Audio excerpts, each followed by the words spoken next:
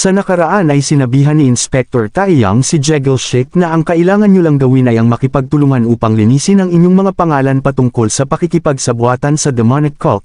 Ngunit, sa mga sinabi ni Elder Taiyang, ay pabulong na binalaan ni Jegel Sheik ang kanyang mga tauhan na huwag magsalita ng anumang ikapapahamak nilang lahat.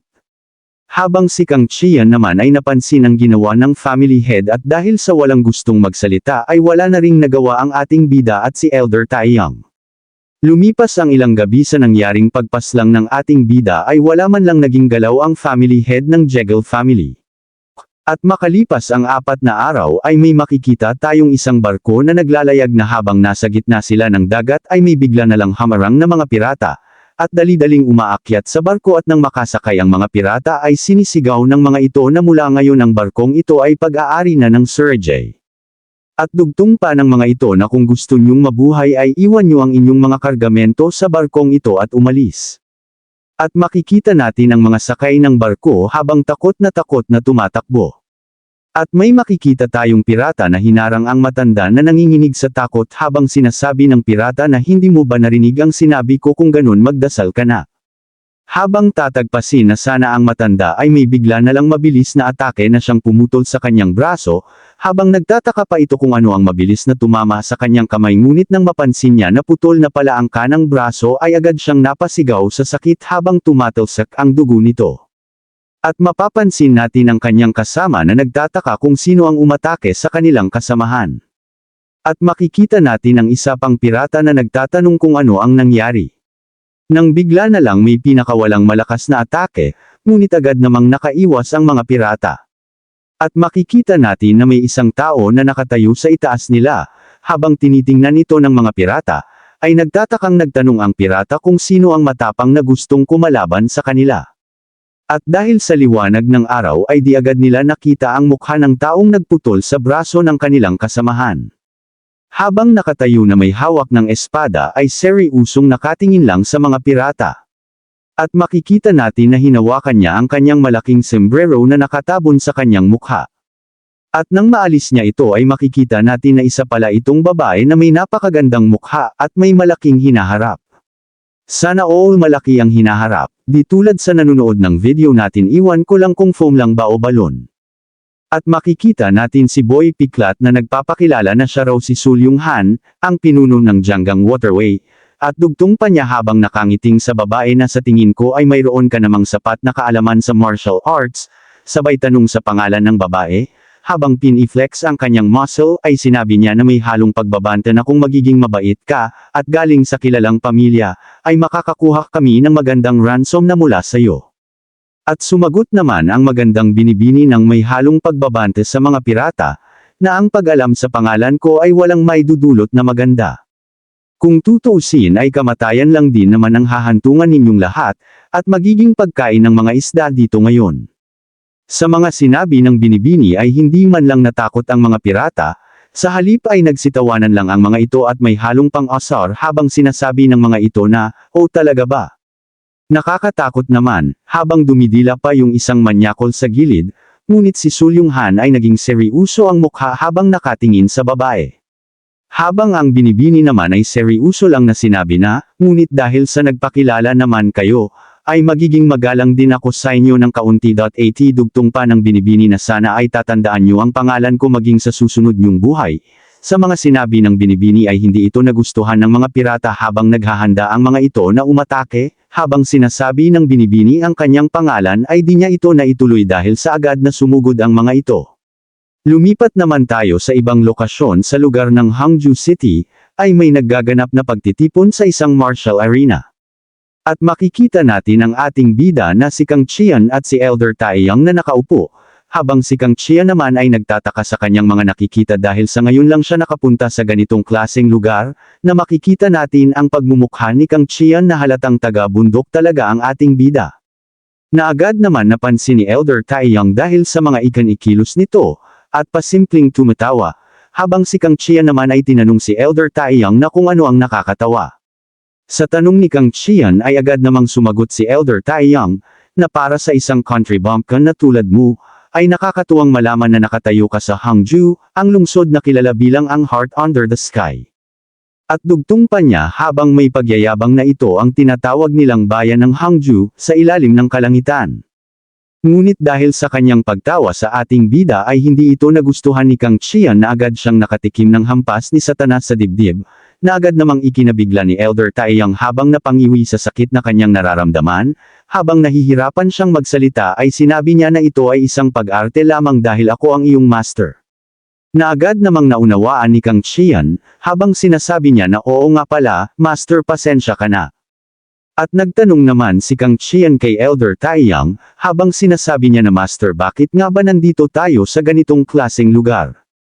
At sumagot naman si Elder Taiyang na ang Hangzhou ay ang lugar kung saan matatagpuan ang headquarters ng Martial Alliance. At bilang inspector ng Martial Alliance ay kailangan kong ipaalam kung ano ang mga nangyari sa Jekyll family. At dugtong pa niya na regardless sa katotohanan na tayo ay mayroong isang bagay na kailangan sa kanila, ngunit kailangan ko pa rin i-report kung ano ang rason sa pagpatay sa tagapagmana ng Jekyll family, at pabirong sinabi ni Elder Taiyang na nahihirapan akong pagtakpan ang ginawa mo. Ngunit sinabi lang ni Kang Qian habang nagagalit kay Elder Taiyang na narinig ko na ang tungkol dyan habang papunta tayo dito sa arena, ngunit ang tinatanong ko kung bakit tayo nakaupo dito ngayon.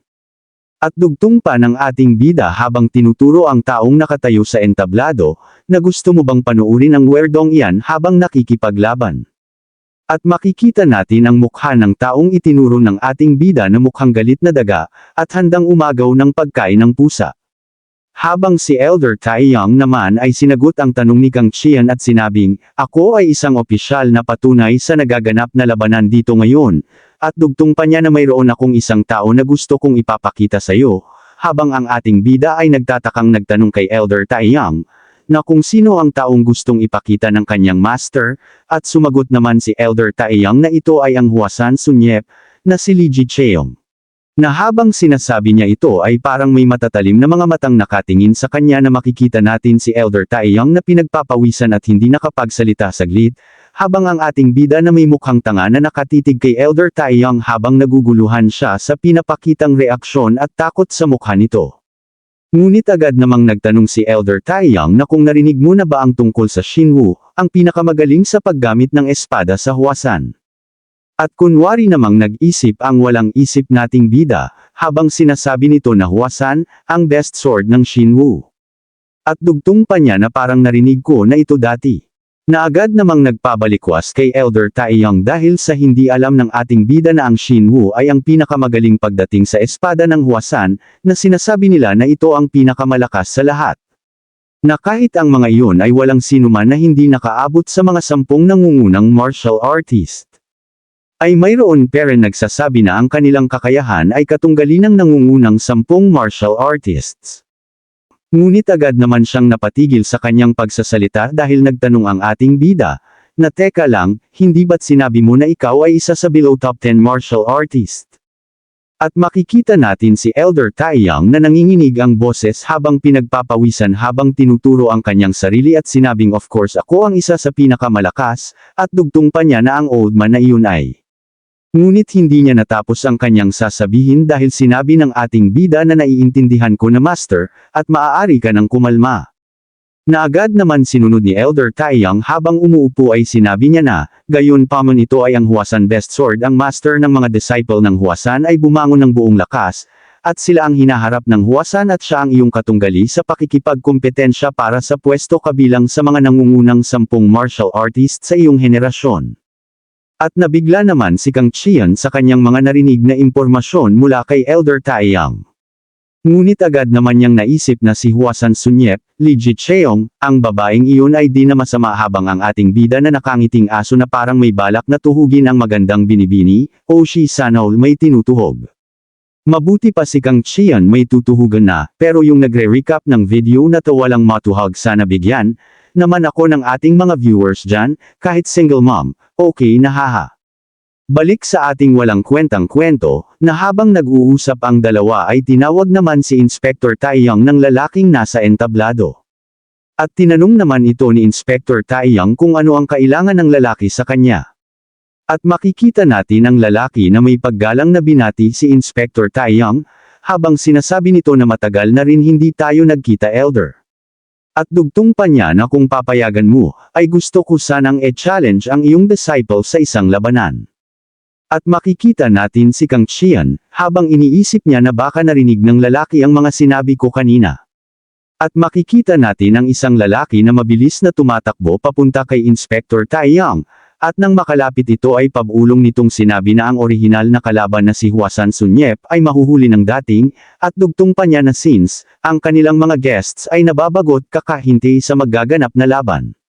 Na agad naman naunawaan ni Inspector Taiyang at agad na pumayag sa gustong mangyari ng tagapamahala sa kompetisyon. At napasigaw na lang ng wat ang ating bida, habang naghihiyawan ng mga manunood sa mangyayaring laban. Habang makikita natin ang ating bida na tinatanong ang kanyang makakalaban kung gusto ba niya lumaban ng 2 beses na magkasunod, at dugtong pa ng ating bida na hind ka ba nag-aalala na baka mapinsala ka bago pa man ang laban. At sumagot naman ang lalaki habang mayabang nitong sinabi na huwag kang mag-alala, ito ay maituturing na pampainit lang sakin. Habang sa isip ng ating bida na ay sinabi niya na tignan mo ang taong ito mukhang aso. Habang ang lalaki, naman ay seryoso lang na nakatingin sa ating bida. At si Elder Taiyang naman na pinagmamasdan ng lalaki ay napaisip siya na si Gemgang Jomaden, ang top disciple ng Dark Spirit Wigan. Isang disciple ng Wigan, na isa sa mga top 10 martial artist, laban sa isang disciple ni Taiyang ng Changhwaang Fist. Kung mananalo ang taong yan, ang reputasyon ko ay tataas ng tuluyan, ngunit para sa ilang dahilan, ako ay nakakaramdam sa aking mga ugat ng di maipaliwanag na sakit para kay Maden. At makikita natin ang ating bida habang sinasabi niya kay Gemgang Jomaden na dahil sa ito ay isang warm-up lamang, ay sisiguraduhin ko na hindi ka masasaktan, ngunit sinabi lang ni Gemgang Jomaden ng may halong pagbabanta, na wala akong plano na magiging mabait sa iyo, na agad namang nagpatahimik sa ating bida, at dugtong pa niya na wala naman akong matutunan sa laban na ito kundi ang patayin ang aking katunggali, at napasabi na lang ang ating bida na o talaga ba? At tumunog na nga ang hudyat ng pagsisimula ng labanan. Habang sinisigaw ng manunood na Gemgang Jomaden, na makikita si Maden na naghahanda na sa kanyang gagawing atake. Habang ang ating bida na parang loko-loko sa kanyang ginagawang aksyon na parang nagbugaw lang ng lamok, habang ang mga nanunood ay nagtataka na lang kung anong klaseng stance iyan. At dugtong pa niya na parang yung aso ko lang na gustong tumatae ang pormahan. Kasabay ng malakas na pagtawa, na habang itinuturo niya ang ating bida, ay sinabi pa nito na ang titulo ng Changhwaang Fist ay nasayang lang sayo. At nagsitawanan naman ang kanyang mga katabi, habang si Elder Taiyang naman na nagtitimpi sa galit habang naririnig niya ang mga panglalait sa ating bida at sinabi pa ng nasa likuran niya na dapat ay pumili ka na ng panibagong disipulo. Ngunit sa isip naman ni Inspector Taiyang ay kabaliktaran naman ang kanyang sinasabi dahil sa isip niya na ang walang ingat na stance na yan, ay nagawang sanggain ang aking pag-atake, at madali lang niyang naiiwasan.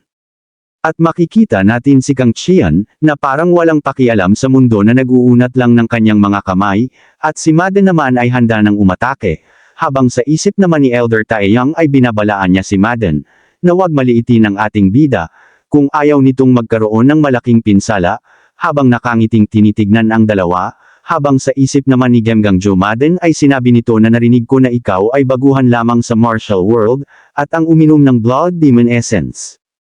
At dugtong pa niya habang nakangiti, na pagbabayaran mo ito ng malaki, para sa pagiging walang ingat na pagtapak sa mundo ng martial world. Na makikita natin na mabilis na umatake ang hangal, habang itinataas ang kanyang mahaba at matulis na kuko, ay nilagyan niya ito ng kanyang internal power, upang ipaalam sa ating bida na hindi lang ito isang warm-up kundi totoong laban na ito, at napasabi na lang ang ating bida na so ngayon, ay gusto muna akong patayin. At makikita natin ang mga nanonood na gulat sa ipinapakita ni Maden, habang sinasabi ng mga ito na akala ko isa lang itong warm-up, ngunit bakit totoong laban na ang ipinapakita ng dalawa? Na makikita natin sa mata at mukha ni Maden na hindi talaga ito nagbibiro na paslangin si Kang Qian. Habang ang ating bida naman at tinitigan lang ang papalapit na atake, at ang mga manunood na pighil hininga, at pinagpapawisan na inakala ng mga ito na mamamatay na ang ating bida. Na makikita natin ang mabilis na atake na tumama kung saan nakatayo ang ating bida. Ngunit sa di inaasahan ay mabilis na nakaiwas lang si Kang Qian, at agad namang napagtanto ni Madden na wala siyang tinamaan, at makikita natin na nasa itaas pala ang ating bida. Habang tinitingnan ni Madden na hindi makapaniwala kung bakit nasa ibabaw na agad si Kang Qian, at napasabi na lang siya sa kanyang isip na papaanong nagawa peren makaiwas ng ating bida sa mabilis na atake at ganoong kaikling distansya. At ang mga manunood na gulat at hindi makapaniwala na magawang maiwasan ng ating bida ang atakeng iyon. Ngunit si Inspector Taiyang naman ay inaasahan niya na madaling makakaiwas lang ang ating bida dahil sa pinahirapan na siya nito at binugbog ng walang kalaban-laban, at napangiti na lang siya habang tinitingnan ang dalawa. Na makikita natin si Madden na tulale peren at di makapaniwala habang nakatitig sa kanyang kamay. At si Kang Qian naman ang may pang-aasar niyang sinabi habang nangungulangot na napakabagal naman ng mga kukong iyan, na ang silbi lang ay pangsungkit sa kulangot. Sa mga sinabi ng ating bida, ay di man lang umepekto sa hangal habang napangiti pa ito, habang iniisip niya na mukhang nakalimutan ko ang mga turo ng aking master, na kahit ang pangangaso ng mga kuneho, ay isang hayop peren na palaging ibigay ang lahat. At nagsalita na nga si Madden, habang sinasabi nito na hindi na masama, ngunit sa mga oras na ito, ay kailangan mong ibigay ang lahat ng buo mong makakaya kung gusto mong makaligtas sa labanang ito. At sumagot naman si Kang Qian na kung gusto mo talagang ibigay ko ang lahat, ay malalagay sa panganib ang buhay mo. Ngunit ang babala na ibinigay ng ating bida ay di man lang nakinig ang hangal, na habang papasugod ito sa ating bida ay sinabi pa nito na tigilan muna ang mga walang kwentang paglalaro ng iyong mga salita. At subukan mo itong tanggapin ng seryoso, at makikita natin ang mabilis na atake ni Madden na bahagya lang iniwasan ng ating bida, at sunod-sunod na mga atake ang mabilis na pinakawalan ni Madden habang naiiwasan lang ni Kang Qian ang lahat ng kanyang ginawa. At napapatanong na lang siya na kung bakit madali lang naiiwasan ng ating bida ang lahat ng ataking iyon. Nadugtong pa niya sa kanyang isip na ngunit hindi pa ito tapos, ito ay simula pa lamang, at sa huli hindi ka na makakatakas pa kapag nahawakan na kita. At makikita natin ang mukha ni Madden na nanlilisik ang mga mata, habang patuloy peren siya sa kanyang pag-atake. Na makikita natin ang dalawa, habang ang mga nanunood ay napapahanga na lang sa ating bida na nagawang paglaruan ang disciple ng isa sa top 10 martial artist. Habang sinasabi ng mga ito na ito ay napakabilis, at nagtanong rin ng isa na kung bakit nagagawa ng ating bida na maiwasan ang mga ito nang hindi tinatamaan. At dugtong pa ng isa na kapag tinamaan ang ating bida, ito ay magreresulta ng kamatayan niya dito. Habang ang ating bida na patuloy peren sa pag-iwas ay sinasabi niya sa kanyang isip na ang taong ito, ay hindi pumunta rito para sa kompetisyon kundi ang pumatay ng kanyang katunggali. At makikita natin si Madden na nahihirapan siyang patamaan ng ating bida, habang tumatagaktak ang kanyang pawis ay napapaisip siya na kung anong klaseng pagsasanay ba ang ginagawa ng ating bida. Na makikita natin si Kang Qian habang may matalim na titig kay Madden at naghahanda ng kanyang atake upang pabaonan si Madden ng regalo sa kanyang kamatayan. At naglabas na nga ang ating bida ng kanyang internal energy sa kanyang kamay. At makikita natin na magkasalubong na ang dalawa, ngunit agad naman silang napatigil dahil may nagsabi na tapos na ang kanilang labanan. Na makikita natin na kamuntikan na ang kani-kanilang mga atake sa pagtama, kung nahuli lang ng isang segundo ay siguradong may butas na ang leeg ng ating bida at ang katawan ni Madden, kaya pala sila pinahinto dahil dumating na ang katunggali ni Madden, na makikita natin ang babaeng dumating ito pala yung babaeng nakasakay sa barko, na may hamarang na mga bandido, at sa kanyang pagdating ay agad naman siyang humingi ng paumanhin dahil sa huli siyang nakarating sa kanilang magaganap na laban. Abangan ang susunod na mga mangyayari sa labanan ni Madden at Li Jicheong. Dahil magpapakita sila ng kani-kanilang mga lakas sa labanan, at sa di inaasahan ay bigla na lang mapapasuka ng dugo si Madden ng dahilan ng kanyang pagkamatay, at dahil sa pagkapaslang ni Madden ay maghihiganti ang kanyang master kay Li Jicheong na haantong sa muntikan ng pagkasawi ni Li Jicheong, ngunit may isang taong magliligtas sa binibini natin, habang nakabalot ito ng tila, at masasaksihan din natin sa susunod ang labanan ng isa sa top 10 martial artists sa naka-disguise na nilalang.